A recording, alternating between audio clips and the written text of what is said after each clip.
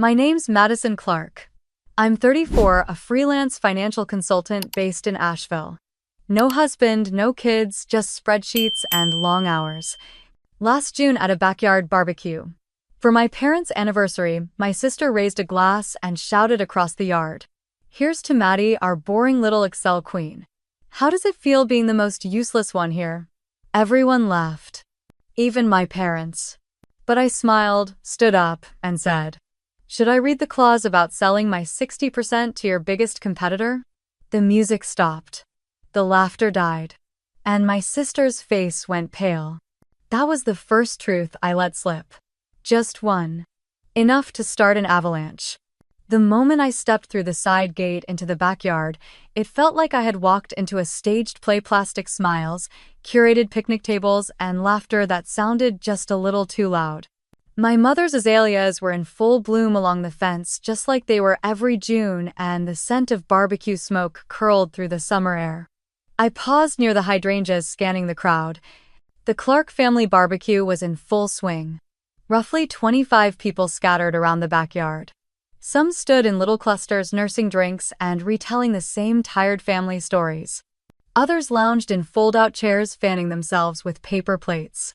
Kids shrieked as they chased each other with water balloons, weaving between the adults like little chaos agents. I saw old coworkers of my dad's, a couple of second cousins I hadn't spoken to in years, and neighbors I barely remembered. But I wasn't here for them. I hadn't attended this thing in over 2 years. Not since I moved back from Atlanta and quietly bought out 60% of the family company while no one paid attention. I wasn't even invited this time. My mother had mentioned it in passing during a phone call about needing help with her taxes. That was the pattern with my family: mention, not invite. Remind, not ask. I took a deep breath and stepped fully into view. Nobody turned. No one waved. I walked past the buffet table lined with burgers, potato salad, and red Solo cups. I heard someone say my name, Maddie, but it was more out of curiosity than welcome.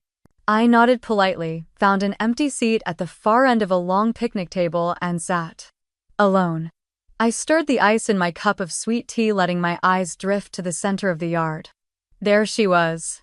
Brielle. My older sister. Effortless in a white sundress and wedge heels, walking barefoot on the lawn like she owned it. Her hair was blown out perfectly as always. Her voice carried above the chatter. She was in her element, hugging people too long, laughing at jokes she didn't let finish, introducing herself with that fake humble tone that said, "I've made it and I'm still grounded." To the world, Brielle was magnetic. To me, she was sharp edges wrapped in silk.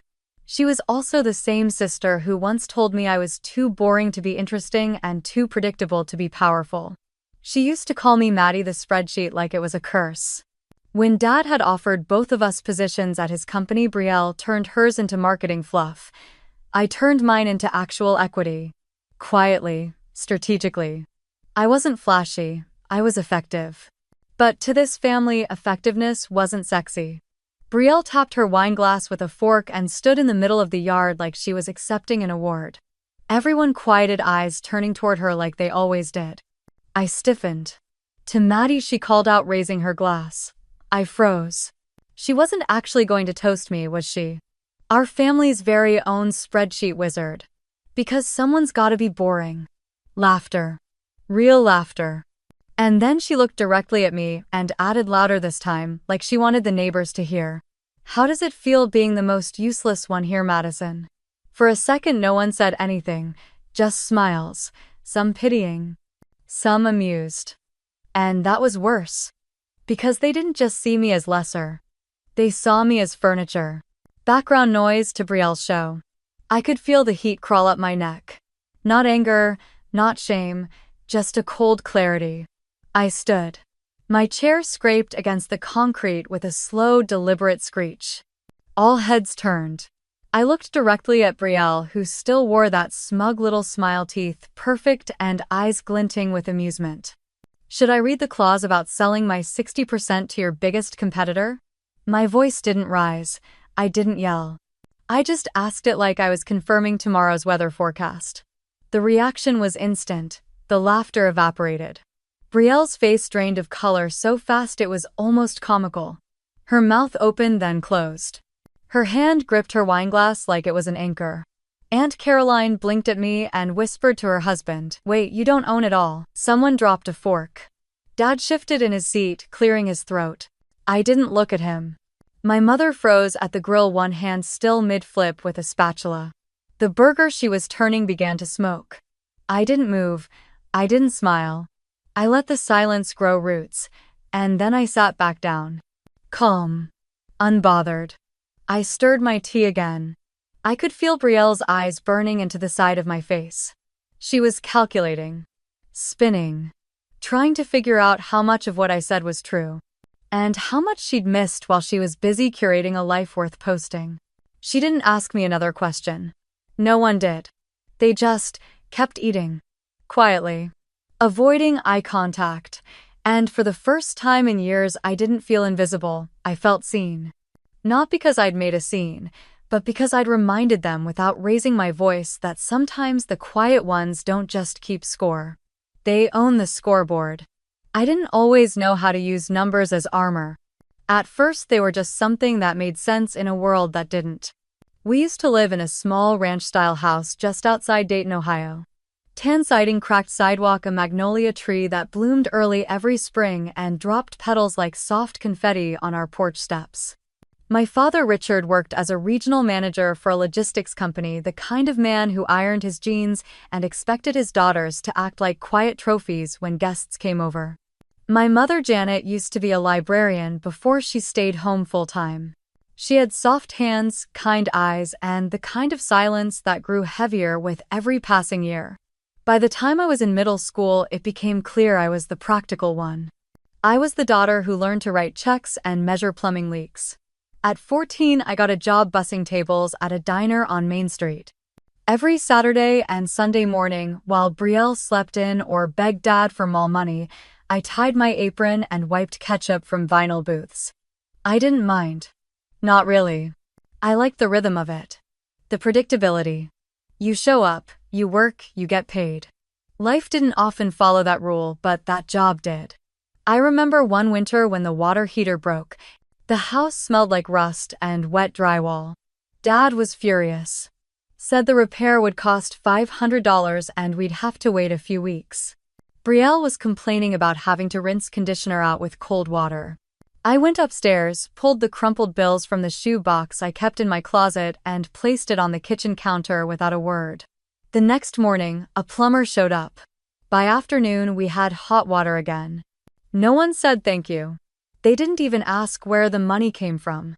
It was like they expected it. Like solving problems quietly had become my role.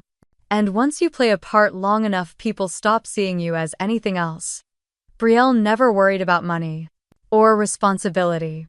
She was too busy being homecoming royalty captain of the cheer squad, dating the quarterback, tanning in March. If I was the calculator in the family, she was the confetti cannon, loud, flashy, attention-grabbing. And Dad adored her for it. He called her his sunshine girl. Said she lit up a room. Said people remembered her. He called me dependable, said I was steady. Like a spreadsheet. He thought it was a compliment. In 2010, right before my senior year, we moved to Asheville. Dad got a promotion. Brielle got mad she had to leave her boyfriend. Mom got quieter.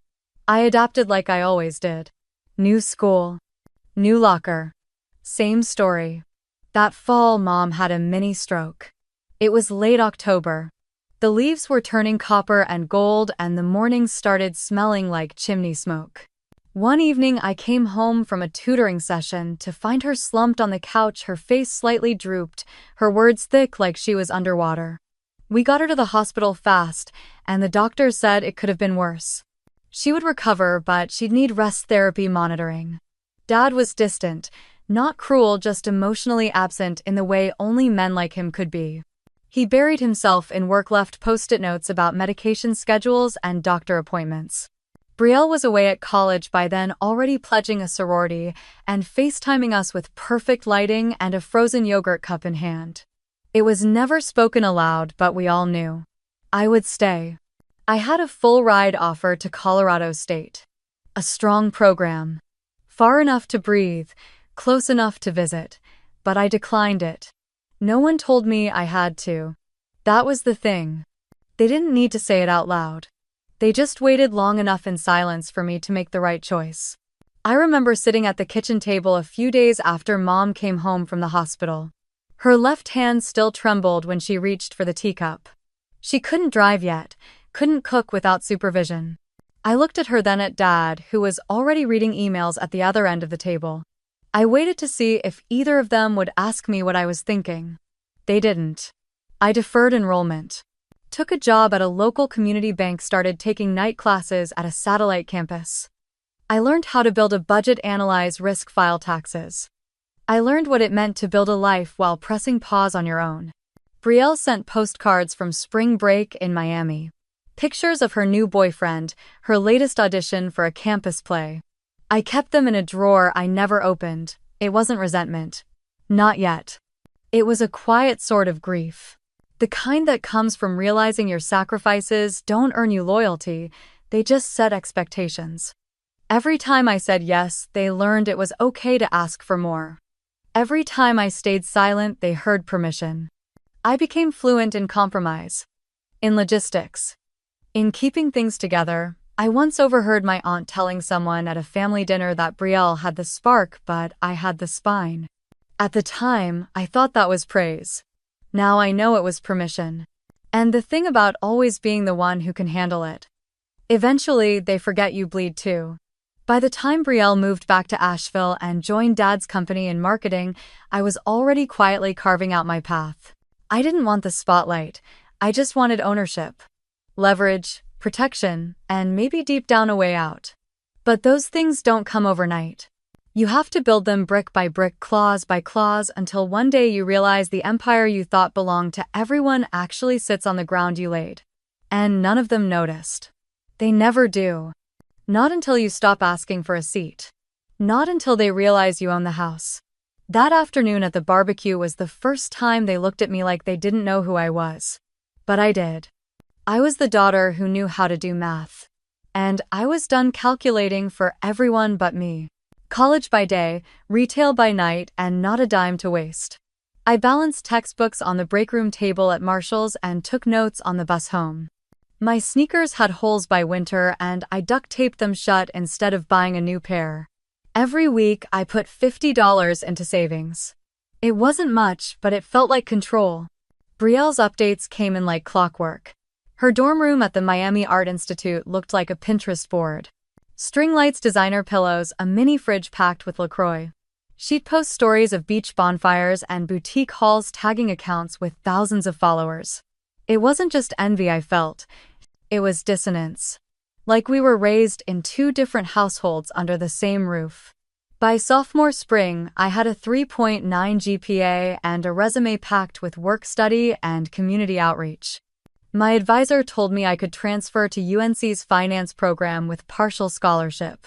I didn't even consider it. Asheville was home now. I still stopped by every Sunday to bring Mom her favorite lemon muffins and check on her blood pressure. She never asked, but she never stopped me either. Then Brielle hit her wall. Dad called me one afternoon while I was stocking clearance shoes. "Maddie, it's your sister," he said, voice low like he was delivering a eulogy. "Her student loans are a mess. She missed some payments and they froze her enrollment. She needs help." I stood there gripping a box of discounted Nikes, blinking into the backroom light. Dad cleared his throat. "I know you've been saving, just for a bit, until she can reapply. Family is about sticking together in hard times." I didn't answer right away. That week my coworker Sam got laid off. Rent was going up. My manager offered me extra shifts.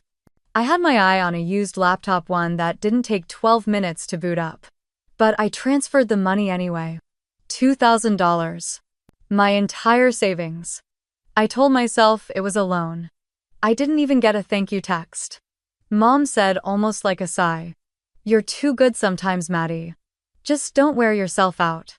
But she said it while setting a fresh batch of cookies on the counter for Brielle, who had flown home for the weekend. That Saturday night, Brielle posted a photo from a senior prom party. She wasn't a senior. She wasn't even enrolled. But there she was in a blush pink gown that probably cost more than my rent. The caption read, "She believed she could." So she booked the VIP table.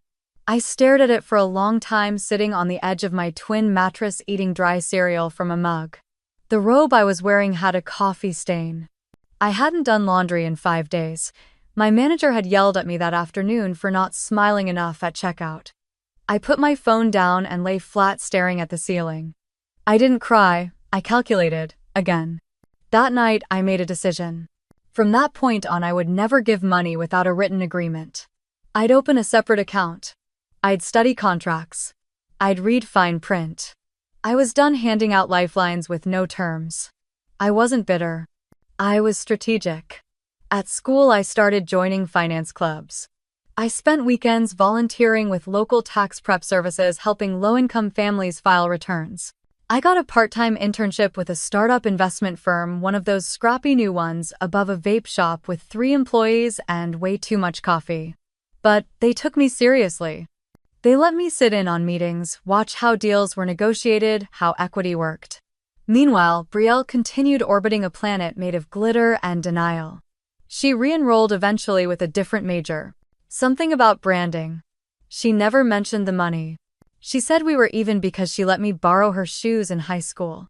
One night during a rare dinner at home, Dad passed Brielle the butter and said he was proud of her for sticking it out. Proud of what, I asked before I could stop myself. Dad looked at me like I'd cursed at the table. Proud of both of you, of course, he said. Too late, too forced. Mom tried to change the subject. The casserole's a little dry tonight, don't you think? Brielle didn't say anything. Just smiled with her lip-glossed mouth and topped off her wine. After dinner, I helped clean up while she scrolled Instagram on the couch. I found one of her napkins in the bathroom trash covered in pink lipstick and the initials TG scribbled in Sharpie. That was new. Probably her next obsession. I didn't ask. I stopped asking. My next step was graduation. I'd have my associates soon, and I was already being courted by 2 firms in Charlotte. They wanted women in finance, especially ones who knew how to climb without safety nets. Dad asked if I was planning to come home often once I moved. I told him honestly I wasn't sure. That didn't go over well.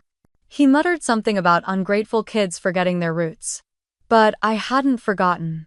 I remembered everything. Every ignored birthday, every time Brielle's tantrums earned her ice cream while I was told to be quiet. Every time they said I was the strong one, like it meant I didn't need care. So I stopped waiting for them to notice. I showed up. I worked hard. I carved a path. But I stopped hoping for applause. I became the girl who could calculate down to the penny. Who could see patterns in people's spending and their lies. Who knew that sometimes debts weren't measured in dollars but in silence, and silence I'd learned was expensive. The call came on a Tuesday afternoon in early May. I had just finished reviewing a quarterly portfolio report when my phone lit up with Brielle's name. I let it ring twice before answering. Not because I was busy, but because I had learned to pause when she reached out. It usually meant something was falling apart. "Maddie, I need help." There was no preamble, no, "How are you?" Her voice was tight, like someone who'd been crying but didn't want to sound weak. I stepped into the break room and shut the door. "What happened?" She took a shaky breath. "The store's in trouble. Like real trouble. Orders are getting canceled. My supplier just backed out. PayPal froze the account. I don't know what I'm doing." I'd seen the Instagram fanfare when she launched it. Brielle fashion for the unstoppable mom. Glossy photos of her posing with Ezra on her hip and a pink MacBook on her lap. Articles gushed over her as a mompreneur, a term that made my teeth itch. People cheered her on like she was building an empire. Now 6 months and the cracks were showing. I didn't say "I told you so," I just asked, "When can you meet?" We met at a coffee shop in downtown Asheville. She wore oversized sunglasses and a silk headscarf like someone in hiding. Her nails were perfectly manicured, but her hands kept shaking. She brought a file folder that looked untouched and a baby monitor that buzzed every few minutes. She laid it all out in between sips of iced oat milk latte. Inventory lost in shipping. Chargebacks piling up. Vendors refusing to resupply without upfront payment. A business account frozen due to suspicious transactions she couldn't explain. I looked through her paperwork. It was worse than I expected. You never incorporated, I said. You're personally liable for these debts. That's dangerous. She blinked like she didn't understand the words. They told me I could do it all online. I watched a YouTube tutorial. I bit the inside of my cheek. Then I said quietly, "We need to restructure this now. Or you're going to drown." She nodded. "I'll do whatever you say. Just don't tell Mom and Dad. Please. They can't know I failed." I closed the folder. "We can fix it, but I'm going to need control of the business side. I'll clean this up, pay off the suppliers, renegotiate the terms, but if I'm investing money, it has to be formal." "How much?" $50,000, I said. Her eyes widened. She exhaled like she'd been punched. "And you'll get it back." I gave her a look. "That's not how investments work." She lowered her gaze. "Okay." I had a contract drawn up the next day. 60% equity transferred to me effective immediately. A clause that gave me full voting rights on financial decisions. Another clause allowing me to sell my shares at any time without her approval. I simplified the language as much as possible. She skimmed the first page, signed without asking questions. I filed the documents the same afternoon. Registered the LLC under both our names but with me as managing partner. I didn't rub it in. I didn't gloat. I wired the funds directly to the creditors and spent the next week on the phone with suppliers persuading them not to blacklist the brand. I rewrote the refund policy, brought in a freelance CPA to organize the books, and set up an automated payment system. I even hired a customer service rep from upstate New York who could handle the email backlog. And I said nothing. Not to Mom, not to Dad, not to the few friends I had left from college. I let Brielle post her gratitude-filled captions about second chances and growth and resilience. She tagged me in one story, then deleted it an hour later. I didn't ask why. Some nights I'd lie in bed and think about how many lines I'd crossed in the name of family. How much of my own life I had pressed pause on. I told myself it was temporary, just until she got back on her feet. But weeks turned into months. Her business stabilized, sales picked up. She launched a new summer collection and started booking local influencers to model her clothes. At the 4th of July, BBQ Mom proudly told the neighbors that Brielle was running her own fashion brand while raising a baby. I sipped my iced tea and nodded politely. I didn't mention the contracts. I didn't mention the fact that the brand had been saved by my money, my time, my knowledge. It was easier, I told myself, to let her have the spotlight. She needed it more than I did. But sometimes I'd catch her talking to vendors on speakerphone, misrepresenting numbers, promising things I knew weren't true. And I'd feel that familiar twinge. Like something inside me knew this wouldn't last. That one day she'd crash again and I'd be expected to catch her. Late one night, after finalizing a quarterly report for our investors, I sat on the porch with my laptop and pulled up the Brielle LLC agreement. I reread the clause I'd written in bold just below the signature lines. Majority shareholder retains the right to sell or transfer equity at any time with or without notice. I closed the file and saved a backup to a flash drive. It wasn't just a contract, it was an exit, not for her, for me. And for once I didn't feel guilty about that. The first payment was $2,500.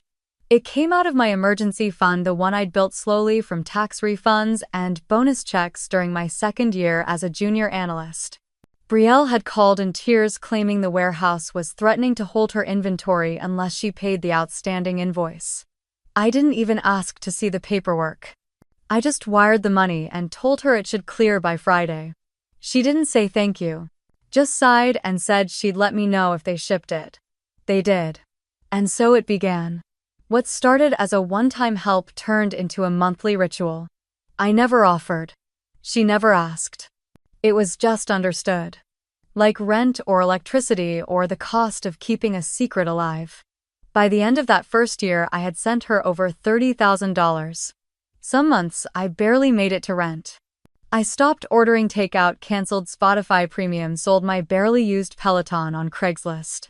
I took on freelance gigs with struggling startups, editing pitch decks at 2 in the morning or fixing someone's profit and loss statement in exchange for $200 and a late Venmo transfer.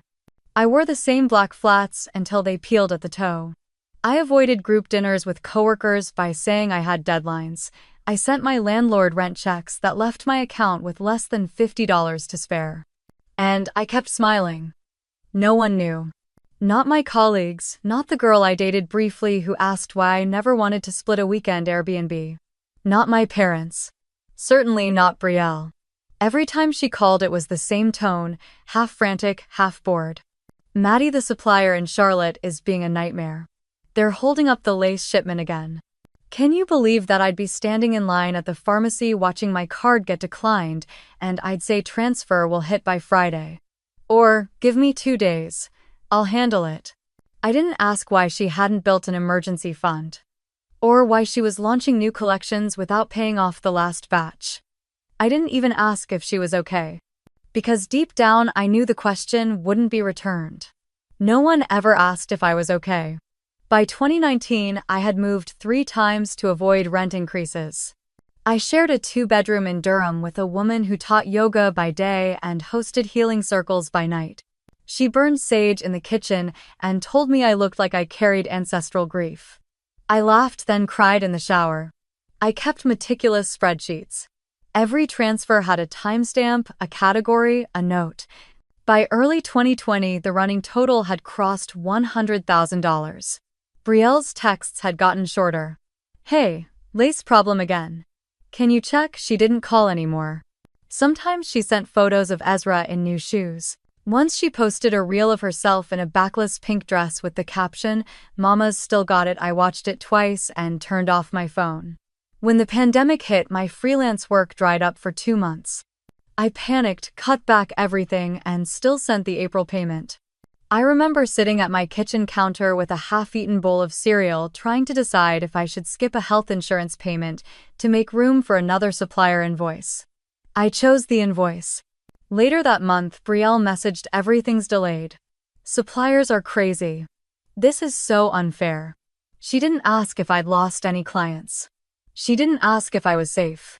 In August of 2021, I got a consulting contract with a biotech firm in Raleigh. It paid well, but the hours were brutal. I signed because I needed to rebuild what I'd drained. But even then, I didn't stop the monthly transfers. I told myself it would be temporary, that she'd stabilize, that the business would finally hold its own. By early 2023, the total had passed $240,000. I had no vacations to show for it. No new car, no updated wardrobe. Just the same cracked phone case, the same worn coat, the same quiet ache in my chest when family dinners rolled around, and Mom said, "Isn't it amazing what Brielle's built from scratch?" And Dad would nod and say, "She's got real hustle. She's a survivor." They didn't mean it as a dig. But it landed like one. That spring, Brielle threw a 3rd anniversary party for her brand. A pop-up in a converted warehouse complete with signature cocktails and a live band. She didn't invite me. I saw it on Instagram. She wore gold heels and a sequin jumpsuit and toasted her team for believing in the dream. Her caption read, "Couldn't have done this without the ones who stood by me. You know who you are." I stared at the screen for a full minute. Then I closed the app and opened my spreadsheet. The last transfer was on March 28th. Supplier emergency. That one she had called for. Voice trembling, panic clear. She said if the fabric didn't arrive on time, the whole spring launch would collapse. I wired it the same day. But I didn't log it in the spreadsheet. Not that one. That was the first time I stopped counting. And that I realized was the first time I stopped pretending this was about helping. The email came on a Wednesday morning. I was sitting at my tiny desk in my shared co-working space in Capitol Hill, sipping burnt coffee from the corner cafe and sorting through a stack of spreadsheets when I saw it. The subject line read, "Proposal, Modern IVX Brielle Holdings." At first, I thought it was another supplier invoice Brielle had accidentally forwarded. I almost archived it without reading. But the sender's name stopped me. Greg Summers. I'd met him once briefly at a fashion sustainability panel in New York back in 2020. He was sharp, well-spoken, the kind of man who always looked like he knew more than he was saying. Back then, Modern Ivy was a rising name in ethical basics. Now, 4 years later, they were everywhere. Urban Outfitters, Nordstrom, even a collab with Patagonia. His email was short, direct, and somehow more personal than I expected. Hi Madison, I understand you hold a majority stake in Brielle. I'd like to discuss a potential partnership or acquisition. We're interested in acquiring a 60% share in the brand for $300,000. Alternatively, if you wish to retain your position, we'd be open to bringing you on as a strategic advisor for our capsule division. I reached out to Brielle last year with a similar proposal. She declined outright. I didn't realize she wasn't the sole decision-maker. Looking forward to your thoughts. Greg. I reread it 3 times. Then I closed my laptop and sat still for a long minute. No one had ever addressed me like that before. As if I mattered. As if I had the authority to choose. I'd been the invisible co-founder, the silent bank account, the name hidden deep in the registration papers that no one bothered to read. Yet here was the CEO of one of the most talked-about brands in the industry treating me like an equal. I didn't respond. Not that day, not the day after. Instead, I opened a blank document and titled it What I Want. It felt silly at first, like an exercise a therapist might assign. But I typed anyway. I want to be seen. I want credit. I want financial security. I want a career that isn't tied to my sister's moods. I want to stop living in the shadows. By the time I hit save, it was nearly midnight. The next morning, Brielle called. She needed another supplier payment.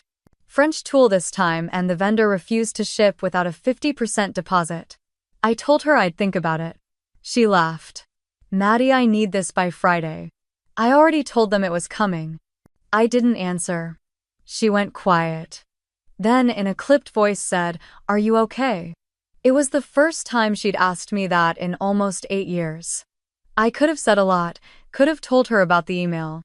About the sleepless night. About how tired I was of playing accountant and therapist and emergency fund without so much as a name tag. But all I said was, I'm working on a few things. I'll let you know. That weekend I dug through my storage unit and found the original operating agreement from when we'd incorporated Brielle in 2015. I'd forgotten how simple it was. 20 pages, mostly boilerplate. But there it was in black and white. My name. My share. 61%. Full voting rights. My hands were shaking. I wasn't just a backer, I was the majority. I drove home in silence, the pages buckled from heat against the passenger seat. That night I printed the email from Greg and tucked it beside the agreement. Then I called an old friend from business school, Kara Franklin, who now worked in acquisitions for a private equity firm in Chicago. She picked up after 2 rings. Maddie, wow. It's been years. I didn't waste time. Kara, I need to understand what this means. I have someone offering to buy a controlling share in a company I co-own. I need to know if I'm being lowballed. She didn't hesitate. Send me everything. I'll look it over this weekend. On Sunday, she called back. The offer's legit, Maddie. Summers knows what he's doing. But $300,000 for 60%, that's a steal, especially if the brand has any following. The advisory role could be valuable long-term though. What do you want out of this? I hesitated. Honestly, I don't know. I've never actually asked myself that before. She was quiet for a moment, then said, "Then maybe start there." That night I took a walk through Volunteer Park. The sky was lavender and kids were playing by the fountain, and for the first time in a long time I wasn't just surviving the week. I was making a decision. On Monday morning I opened Greg's email and typed a reply. Hi Greg, thank you for reaching out. I appreciate your interest and the transparency about your previous discussions with Brielle. I'm open to a conversation. Would you be available for a call later this week? Madison, I didn't send it right away. I stared at the screen for a full minute. My finger hovered over the trackpad. Then I clicked send. It wasn't revenge. Not yet, but it was the first step toward something else entirely. And maybe finally that something could be mine. The invitation came with the smell of smoke. Not real smoke, not yet. Just the kind that lingers in your memory when you think of backyard summers, overcooked hot dogs, and plastic lawn chairs sinking into dry grass. My mother called that Tuesday morning. "Hey sweetheart, we're having a little barbecue next weekend. Just the family. You should come. Everyone misses you." I almost laughed. Everyone. That word did a lot of heavy lifting. I hadn't been part of everyone in years. But I didn't say that. I just told her I'd think about it. Then I stared at my phone for a long time after the call ended. It wasn't curiosity or nostalgia that made me go. I didn't want their burgers or their forced hugs or the same old questions about whether I was still single. I went because the longer I waited, the longer Brielle believed the silence meant surrender. Saturday came with heat, the kind of muggy Pacific Northwest summer day that felt borrowed from the South. I pulled into my parents' driveway just after 3. There were already cars lined up along the curb. Laughter floated from the backyard. Someone was playing a yacht rock playlist through tinny speakers. I could hear the clatter of soda cans being tossed into a cooler. I parked, turned off the engine, and sat for a moment. Then I got out, smoothed the front of my dress, and walked around the side gate like I hadn't spent the past 2 years actively avoiding these events. My mother saw me first. Her smile looked like it had been rehearsed. "There you are," she said, wrapping me in a hug before I could react. "We didn't think you'd make it." I didn't answer. She didn't wait. Inside the yard, folding tables were covered in blue gingham. My father was flipping burgers like he was auditioning for a commercial. My Uncle Mike was already a few beers deep holding court near the cooler, and then there was Brielle. She wore a floaty linen dress in sage green and white sunglasses that made her look like she belonged on the cover of a summer issue. When she saw me, her mouth curved into a smile that didn't reach her eyes. "Look who finally decided to show up." I gave her a polite nod. She turned away like that was victory enough. Dinner was paper plates and plastic cutlery and too much ketchup. I sat on the edge of a lawn chair near the fence sipping lemonade, mostly ignored. Which was fine. Let them forget I was there, let them underestimate me a little longer. As the sun started to dip, someone brought out a bottle of rosé and Brielle clinked her glass with a spoon. Speech time. She smiled sweetly, then turned to the crowd. "I just want to say how grateful I am to be with my family. It's been a huge year for me. Brielle is finally turning a profit. We're expanding into wholesale and I've just signed on with a PR agency in LA. It's all happening." Applause. I didn't clap.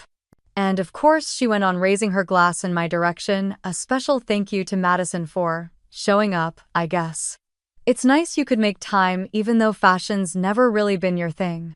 A few people chuckled. It wasn't even clever. Just a jab in silk. I didn't flinch. Instead, I stood up. "Actually," I said, letting my voice carry just enough. "I think this is a good time to clarify a few things." Brielle froze, still holding her glass. I stepped forward slowly, setting my lemonade on the table. I caught my father's eyes.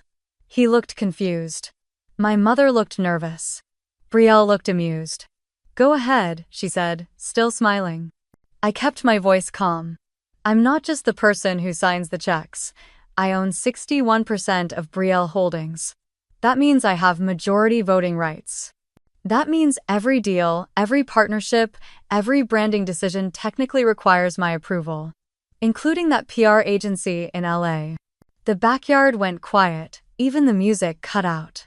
Someone near the grill muttered, "Wait, what?" Brielle's face drained of color. "She's joking," she said, laughing too loud. "Madison helps with the books, sure," but I pulled a folded document from my bag and laid it gently on the table. "Original operating agreement signed and notarized. My equity stake is on page 3. I suggest you read it before your next press release." She didn't move. Someone behind me whispered, "She owns 60%. 61, I corrected without looking back. I didn't stay for the hot dogs. I didn't wait for the whispers to turn into arguments or for my mother to come up with some excuse about how I'd misunderstood. I didn't need to. I turned, walked out through the side gate, and let the screen door slap shut behind me. For the first time in years, I felt weightless. Not triumphant, not vengeful, just done pretending.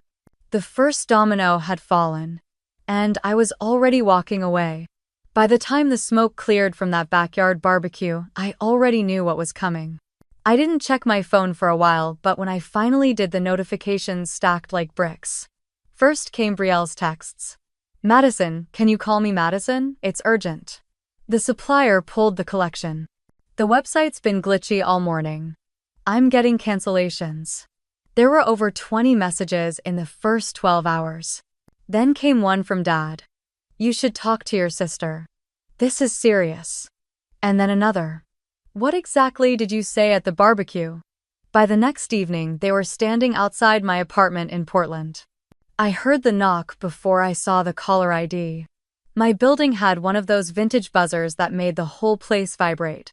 I debated pretending I wasn't home, but my reflection in the hallway mirror didn't flinch. So I opened the door. Brielle stood there with sunglasses still on, though the sun had long since set. Dad beside her looked more tired than angry. I didn't invite them in at first. I just stood there, one hand on the doorframe. "We just need 10 minutes," Brielle said quickly. "It won't take long," Richard added, using that voice he always did when he was trying to sound like a father again. I let them in. Not out of kindness, but because I wanted them to see something. We sat in my modest living room, the one they'd never visited before. No one asked why the furniture didn't match or why the coffee table was scratched. I grabbed the folder I'd had prepared for weeks. It was already sitting on the corner of the bookshelf. Brielle jumped right in. "We're having an issue with the warehouse. They froze shipments after Greg Summers reached out.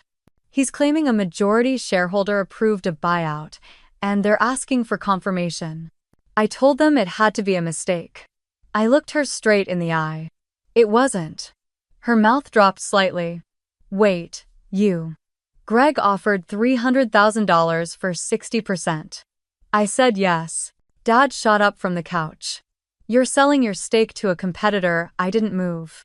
I opened the folder, took out the contract, and placed it gently on the table between us. "Section 7B," I said, tapping the clause. "Shareholder A may transfer or sell their equity to any third party at their discretion with no requirement for consent from shareholder B." Dad stared at the page like it was written in another language. "That's not what we agreed to when we set this up," he said. "What you agreed to," I corrected him. "I was never part of the real conversations. You just assumed I'd fund it and fade away." Brielle's voice cracked. "Maddie, you're going to kill everything I built." "No," I said, standing. "I'm just stepping out of the ICU. You've been on life support for years, but you kept pulling out the tube. You didn't have to do this," she said, quieter now. "We could have figured something out. Together." "You mean like all the other times?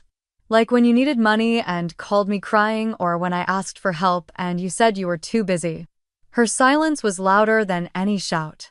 I walked over to the window and looked out onto the street below. A delivery truck honked. Someone on a bike sped past. It was an ordinary night. Brielle stood and crossed the room. "You blindsided me. I didn't even know you were considering this." "That's the thing," I said, still looking out. "You never asked what I wanted. You just assumed I had nothing better to do than save you." Dad cleared his throat. "There's still time to walk this back. We could offer Greg a joint deal.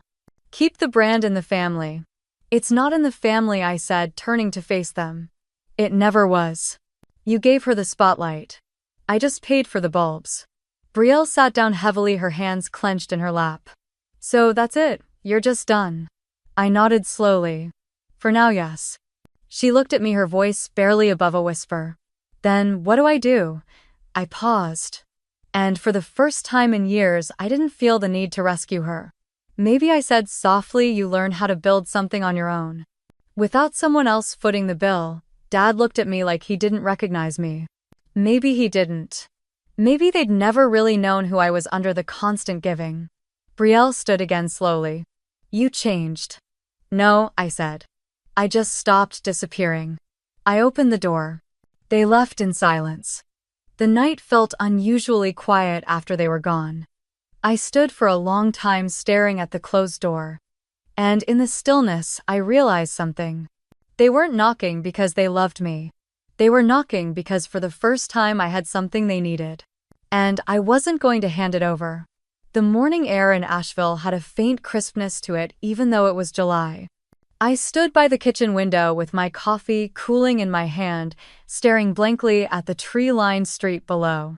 I hadn't slept much. Not because I was anxious, but because something was shifting. Inside me. Around me. Like the ground was finally settling after years of quiet earthquakes. My phone buzzed on the counter. Greg Summers. I picked it up on the third ring. I expected a follow-up email, maybe a revised offer. I didn't expect him to say in that smooth, direct voice of his, "I can be in Asheville by Thursday. We'll keep it off radar. Just you and me. I'll bring my legal team if you're ready to move." I held the phone between my cheek and shoulder as I stirred the untouched coffee. Why the urgency, Greg? Because if you don't, someone else will. The press is circling Brielle's brand like sharks. And I'm not in the habit of waiting when a legacy company is this vulnerable. I didn't say yes, but I didn't say no. He was right about one thing. The clock was ticking. The market didn't care about sentiment or sisterhood or stories that started in childhood bedrooms. The market responded to power. And for the first time I had it.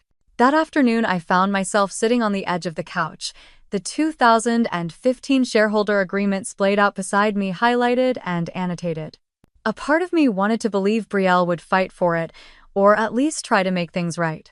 But all she had done since the BBQ was spiral and hide. That night I got a text from my mother. It was longer than usual. Paragraphs. "Madison, your sister isn't eating. She's barely leaving the apartment.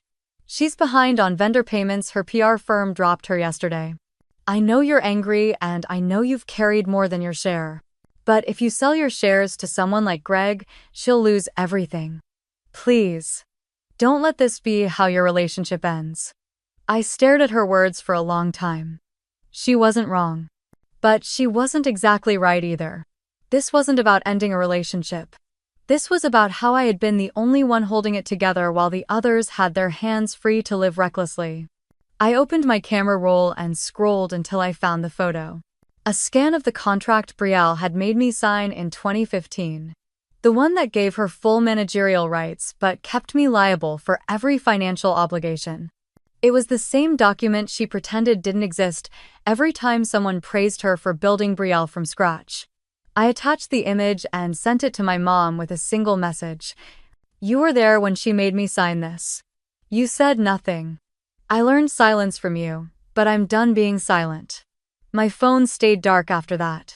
The next morning, I met with my attorney Audrey Chen at a quiet office suite above a bakery downtown. We had worked together during my time consulting for smaller brands, and she was one of the few people who didn't flinch when I talked about shareholder rights like they were personal. She slid the folder across the table. "You're protected. The clause is airtight. You can sell or license or restructure your stake any way you want. No board approval needed." I tapped the folder, considering it. "And what if I want to stay in but not stay silent?" She raised an eyebrow. "Then we draft a strategic shift agreement. You remain majority shareholder, remove her managerial control, and appoint a co-CEO or a new board. But it will get messy. Public." I thought of my mother's text. Of Brielle curled up in her penthouse, refusing to face what she built. I thought of how for 10 years I had let the world believe she was the genius, while I sat quietly balancing the books in a corner. Maybe it was time for the mess. That evening, as I was slicing tomatoes for a late dinner, my phone buzzed again. This time it wasn't a message. It was a FaceTime call. From Brielle. I let it ring until it stopped. Then another came in. From my mother. I declined both. Then a new message popped up. "Janet, I'm outside." I set down the knife, wiped my hands, and walked to the door. Sure enough, there she was, standing in a cardigan despite the heat, holding her purse like a shield. She looked older than I remembered. Not in years, but in wear. "Can I come in?" I stepped aside without a word. She walked slowly through my living room like she was in a museum. Her eyes landed on a framed photo on my bookshelf. The one from our childhood trip to Savannah before things got complicated. She sat on the edge of the couch. "Your sister is losing herself." I leaned against the kitchen counter. "Number." She's just being seen without the mask. She flinched, then softened. She's scared, Madison. We all are, Mom. She looked up at me then, eyes glassy. Why now? Why push this far? I walked over, picked up the contract, and placed it on the table between us. Because I've already given her more than I could afford. Time, labor, identity. And it's never been enough. Not for her. Not for you. She read the first page and her lips pressed into a thin line. She never told me it was like this. You didn't ask. Silence. Then quietly. What will you do? I haven't decided. But I'm done waiting for someone else to do right by me. She nodded slowly. When she left, she didn't hug me, didn't cry. She just touched the edge of the contract with her fingers, then walked out into the dusk. And for the first time in years, I didn't feel guilty for letting the door close behind her. Avery showed up at exactly 8:30, just as planned. Her heels clicked against the marble floor of the law office like a metronome, calm and controlled. She handed me a leather folder as we stepped into the elevator. You ready for this? She asked without looking at me. I nodded once. No turning back now. The family had requested a meeting through their attorney, saying it was a chance to talk everything through face to face. Of course, by family they meant Brielle and our parents, plus their lawyer from the firm they had used for decades, the same man who had drafted every estate, asset, and trust document since we were kids. The receptionist led us to the conference room at the end of the hall where everything looked sterile and polite. Water glasses perfectly spaced. Legal pads untouched. A tray of stale croissants no one would eat. My mother sat at the far end next to my father, their postures stiff. Brielle was already seated, face pale, and drawn, her blazer slightly oversized like it belonged to someone else. Her lawyer, a young man with an expensive tie and tired eyes, offered us a nod as we entered. I sat opposite them. Avery took the seat beside me and opened her folder with a practiced flick. Thank you for agreeing to meet today, Mr. Donovan began, folding his hands. We're here to discuss the issue of company ownership and hopefully reach an amicable understanding between parties. I waited. Let them speak first. I had learned over the years that silence made people uncomfortable. It forced them to fill it. Brielle cleared her throat. I know things have been tense. I didn't want it to go this far. I thought we could settle this between us without turning it into a war. You signed a managerial rights contract without board review, Avery said flatly. That wasn't a misunderstanding, it was strategic. Brielle winced. My father leaned forward, attempting diplomacy. Look, we all know this company was your shared dream. Maybe we handled things poorly, but erasing the original agreement now doesn't help anyone. We're asking that you transfer the shares back under Brielle's control and we'll compensate you fairly. Clean break. Fresh start. Avery opened the second section of the folder. This is a complete record of all financial and legal documentation surrounding Madison's role in Brielle. You'll find over 80 email chains where she initiated business strategy, 32 signed invoices she processed, and 12 wire transfers from her personal account to cover launch expenses, including a loan of $50,000 that remains unpaid. Donovan frowned. That's not the point here. The shares, Avery said, were never hers alone to begin with. You're asking my client to erase her ownership stake in a company she co-built and funded based on nothing but sentiment. My mother shifted, visibly uncomfortable. It was never supposed to be permanent, she said quietly. You were helping your sister get started. We thought you'd move on. That's the problem, I said, finally breaking my silence. You all assumed I was temporary, disposable. But the company didn't grow because Brielle smiled in magazine shoots. It grew because I stayed up nights with spreadsheets and supplier calls and logistics. Brielle's voice cracked. I never meant to cut you out. I just thought you didn't want the spotlight. You always seemed like you hated it. I did. But hating the spotlight doesn't mean I wanted to disappear. I supported you. I trusted you. And you handed our legacy to PR firms while pretending I never existed. Avery pulled out a final sheet, sliding it across to Donovan.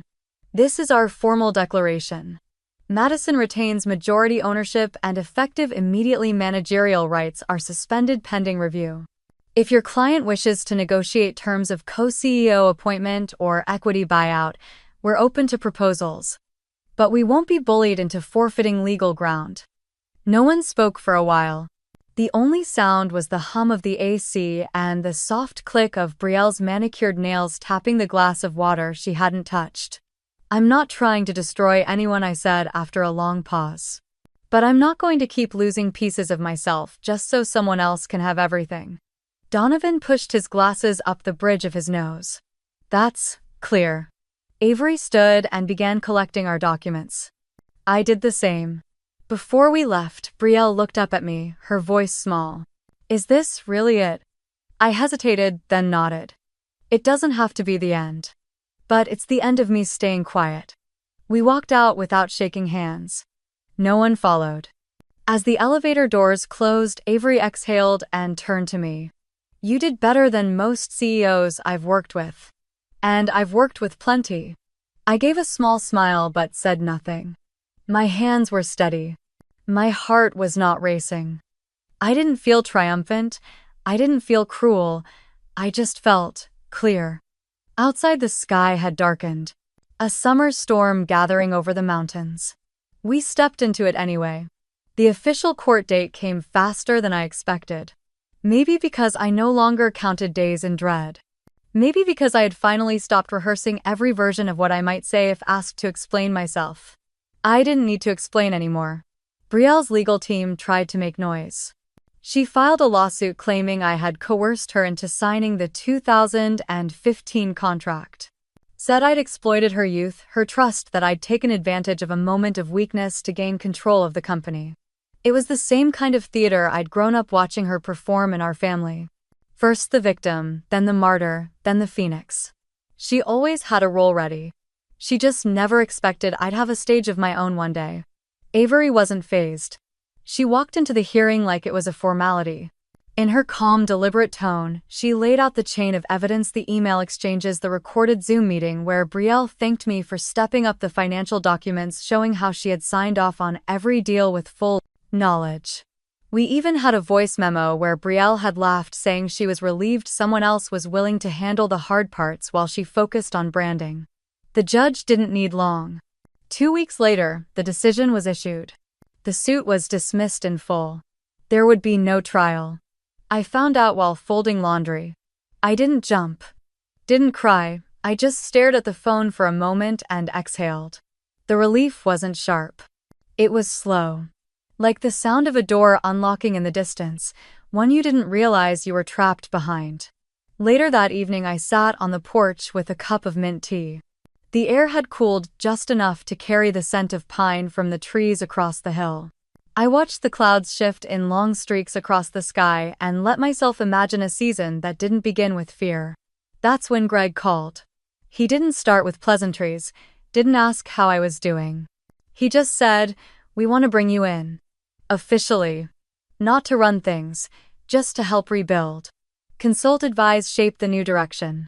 We're keeping your name on the legacy line. That wasn't even up for debate. I was quiet. He added, "Look, I know this can't undo everything. But if you're interested, there's a seat at the table, and this time no one's going to try to take it from you." I didn't say yes. Not then. But I didn't say no either. Avery and I went over the offer together. I wouldn't be taking back shares. No ownership, no liability. Just creative input, brand guidance, and a permanent credit on the collection that carried my name. And more importantly, a quiet acknowledgement that I hadn't imagined it all. That the work I did mattered. That weekend, I took a trip up to a small cabin in the North Cascades. No signal, no inbox. Just time. Time to think about what I wanted to do with the years ahead of me now that they were truly mine. One morning, I scribbled something in my journal I hadn't dared write before. I am allowed to move on without dragging the whole weight of them behind me. The next day, I emailed Greg. Let's do it. Back in Seattle, we signed the new agreement. Avery was there, and so was Greg's daughter, now a junior creative director. She shook my hand and said quietly, "I grew up watching you build this. I still have a sketch you shared in an old team memo." It made me believe women like us could start something without needing to be loud about it. It took me a second to respond. I just smiled and said, then I guess it worked. When the rebrand launched, there was no press release about me. No grand statement. Just a small notation inside the company archives and a signature line that read concept created and nurtured by Madison Hartley. That was enough. A few weeks later, I got a card in the mail. It had no return address, just a hand-inked envelope with my name in careful lettering. Inside was a single line. She tried to wear your crown, but it never fit her head. No name, no explanation. But I knew. I tucked it into a drawer I rarely opened. Not out of fear, just out of a choice to leave some things where they belonged. Behind me. That night, I sat by the window, a blanket over my shoulders, and thought about all the years I had spent trying to prove my worth to people who couldn't see past their own reflections. Maybe I had lost time. Maybe I had lost money.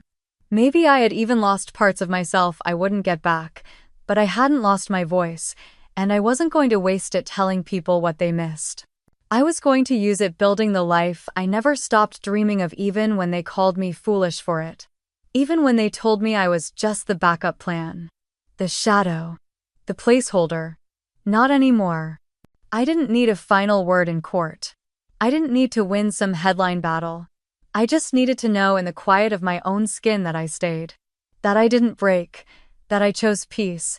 And it chose me back. 3 months later, I found myself standing behind a podium in a glass-walled conference room, overlooking downtown Charlotte. It was the annual Women in Resilience Summit, and I had been invited not as a cautionary tale but as a speaker. A voice worth listening to.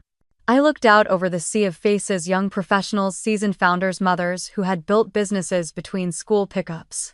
All of them waiting. Not for a scandal. Not for gossip. Just to hear how someone survives being erased and chooses not to vanish. I didn't name names. I didn't need to. I talked about what it meant to start something when no one believed in you and what it takes to keep going when the people you love are the ones who hope you'll quit. I spoke about betrayal dressed in designer smiles and how sometimes the biggest wins don't come with applause but with silence, peaceful earned silence. When I finished, the room stayed quiet for a breath longer than I expected. Then came the sound that nearly buckled my knees. A standing ovation. I walked off the stage, slowly letting it sink in. I hadn't been clapped for because I'd won a court case or taken down a rival. They clapped because I was still here. Because I had lived through it and rebuilt. Because I had found a way to stay soft without being stepped on. A few days later, the official papers arrived. Greg had finalized the buyout of Brielle's remaining shares. 40% clean. No more theatrics. No more lawsuits. He renamed the company Ivy and West, a nod to his wife's favorite street corner cafe in Denver and the west-facing studio where I first sketched our flagship design. I kept my 60% and stepped back from the day-to-day. I didn't need to lead every meeting or sign off on every decision. I stayed on as a strategic advisor, someone the team consulted when direction felt uncertain or branding needed clarity. But I no longer lived in the noise.